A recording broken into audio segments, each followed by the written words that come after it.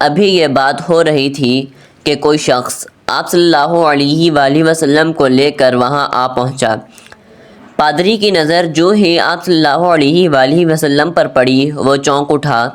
آپ صلی اللہ علیہ وآلہ وسلم کی آنکھوں، کمر اور پیروں کو دیکھ کر وہ چلا اٹھا، وہ نبی یہی ہیں، یہ تمہارے کیا لگتے ہیں؟ تمام سامعین کو السلام علیکم۔ آپ تمام سامعین سے گزارش ہے کہ ایک مرتبہ درود شریف پڑھ لیں۔ بسم اللہ الرحمن الرحیم۔ اللہم صلی علی محمد وعلی آل محمد کما صلیت علی ابراہیم وعلی آل ابراہیم انک حمید مجید۔ اللہم بارک علی محمد وعلی آل محمد کما بارکت علی ابراہیم وعلی آل ابراہیم انک حمید مجید۔ سیرت النبی کے پہلو سننے سے پہلے آپ تمام سامعین سے گزارش ہے کہ ہمارے چینل کو سبسکرائب اور بیل آئیکن پریس کر دیں تاکہ ہماری ہر آنے والی ویڈیو سے آپ باخبر رہ سکیں۔ آئیے سیرت النبی کی طرف چلتے ہیں۔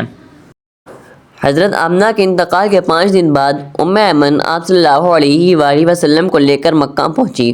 آپ صلی اللہ علیہ وآلہ وسلم کو عبد المطلب کے حوالے کیا۔ آپ صلی اللہ علیہ وآلہ وسلم کے یتیم ہو جانے کا انہیں اتنا صدمہ تھا کہ بیٹے کی وفات پر بھی اتنا نہیں ہوا تھا۔ عبد المطلب کے لیے کعبہ کے سائے میں ایک قالین بچھایا جاتا تھا، وہ اس پر بیٹھا کرتے تھے۔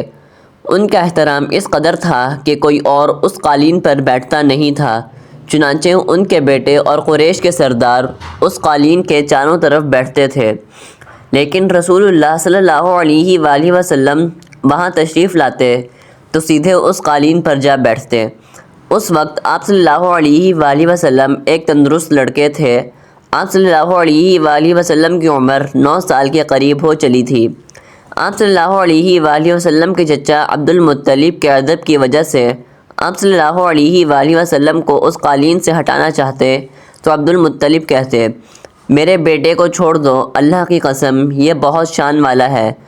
پھر وہ آپ صلی اللہ علیہ وآلہ وسلم کو محبت سے اس فرش پر بٹھاتے، آپ صلی اللہ علیہ وآلہ وسلم کی کمر پر شفقت سے ہاتھ پھیرتے۔ آپ صلی اللہ علیہ وآلہ وسلم کی باتیں سن سن کر حد درجے خوش ہوتے رہتے۔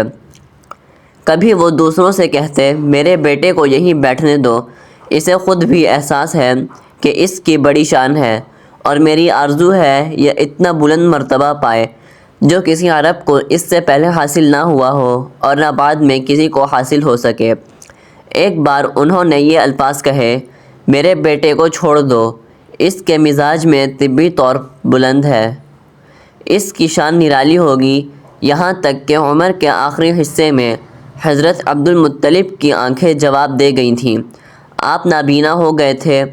ایسی حالت میں ایک روز وہ اس قالین پر بیٹھے تھے کہ آپ صلی اللہ علیہ وآلہ وسلم تشریف لے آئے اور سیدھے اس قالین پر جا پہنچے۔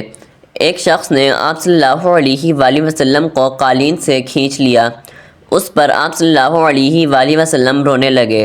آپ صلی اللہ علیہ وآلہ وسلم کے رونے کی آواز سن کر عبد المطلب بے چین ہوئے اور بولے، میرا بیٹا کیوں رو رہا ہے؟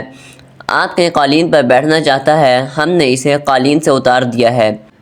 یہ سن کر عبد المطلب نے کہا، میرے بیٹے کو قالین پر ہی بٹھا دو، یہ اپنا رتبہ پہچانتا ہے، میری دعا ہے کہ یہ اس رتبے کو پہنچے جو اس سے پہلے کسی عرب کو نہ ملا ہو اور اس کے بعد کسی کو نہ ملے۔ اس کے بعد پھر کسی نے آپ صلی اللہ علیہ وآلہ وسلم کو قالین پر بیٹھنے سے نہیں روکا۔ ایک روز بنو مدلج کے کچھ لوگ حضرت عبد المطلب سے ملنے کے لیے آئے۔ ان کے پاس اس وقت آپ صلی اللہ علیہ وآلہ وسلم بھی تشریف فرما تھے۔ بنو مدلج کے لوگوں نے آپ صلی اللہ علیہ وآلہ وسلم کو دیکھا۔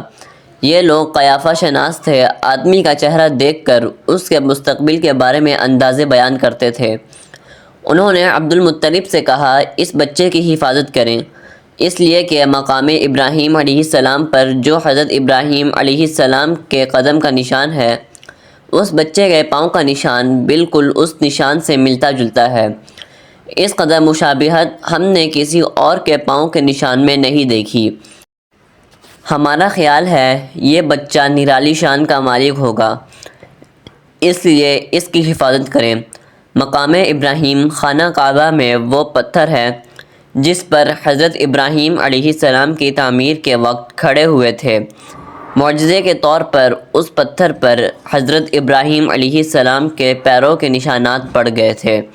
لوگ اس پتھر کی زیارت کرتے ہیں، یہی مقام ابراہیم ہے۔ چونکہ آپ صلی اللہ علیہ وآلہ وسلم حضرت ابراہیم علیہ السلام کی نسل سے ہیں، اس لیے ان کے پاؤں کی مشابہت آپ صلی اللہ علیہ وآلہ وسلم میں ہونا قدرتی بات تھی۔ ایک روز حضرت عبد المطلب خانہ کعبہ میں حجر اسود کے پاس بیٹھے ہوئے تھے۔ ایسے میں ان کے پاس نجران کے عیسائی آ گئے۔ ان میں ایک پادری بھی تھا۔ اس پادری نے عبد المطلب سے کہا، ہماری کتابوں میں ایک ایسے نبی کی علامات ہیں جو اسماعیل علیہ السلام کی اولاد میں ہونا باقی ہے۔ یہ شہر اس کی جائے پیدائش ہوگا، اس کی یہ نشانیاں ہوں گی۔ ابھی یہ بات ہو رہی تھی کہ کوئی شخص آپ صلی اللہ علیہ وآلہ وسلم کو لے کر وہاں آ پہنچا۔ پادری کی نظر جو ہی آپ صلی اللہ علیہ وآلہ وسلم پر پڑی، وہ چونک اٹھا۔ آپ صلی اللہ علیہ وآلہ وسلم کی آنکھوں، کمر اور پیروں کو دیکھ کر وہ چلا اٹھا، وہ نبی یہی ہیں، یہ تمہارے کیا لگتے ہیں؟ عبد المطلب بولے، یہ میرے بیٹے ہیں۔ اس پر وہ پادری بولا، اوہ تب یہ وہ نہیں، اس لیے کہ ہماری کتابوں میں لکھا ہے کہ اس کے والد کا انتقال اس کی پیدائش سے پہلے ہو جائے گا۔ یہ سن کر عبد المطلب بولے، یہ دراصل میرا پوتا ہے، اس کے باپ کا انتقال اس وقت ہو گیا تھا جب یہ پیدا بھی نہیں ہوا تھا۔ اس پر پادری بولا، یہ بات ہوئی نا، آپ اس کی پوری طرح حفاظت کریں۔ عبد المطلب کی آپ صلی اللہ علیہ وآلہ وسلم سے محبت کا یہ علم تھا کہ کھانا کھانے بیٹھتے تو کہتے، میرے بیٹے کو لے آؤ۔ آپ صلی اللہ علیہ وآلہ وسلم تشریف لاتے تو عبد المطلب آپ صلی اللہ علیہ وآلہ وسلم کو اپنے پاس بٹھاتے، آپ صلی اللہ علیہ وآلہ وسلم کو اپنے ساتھ کھلاتے۔ بہت زیادہ عمر والے ایک صحابی خیدہ بن معاویہ رضی اللہ تعالی عنہ کہتے ہیں، میں ایک مرتبہ اسلام سے پہلے جاہلیت کے زمانے میں حج کے لیے مکہ معظمہ گیا۔ وہاں بیت اللہ کا طواف کر رہا تھا۔ میں نے ایک ایسے شخص کو دیکھا جو بہت بوڑھا اور بہت لمبے قد کا تھا۔ سیرت النبی کے بقیہ پہلو ہم آپ سے انشاءاللہ اگلی قسط میں بیان کریں گے۔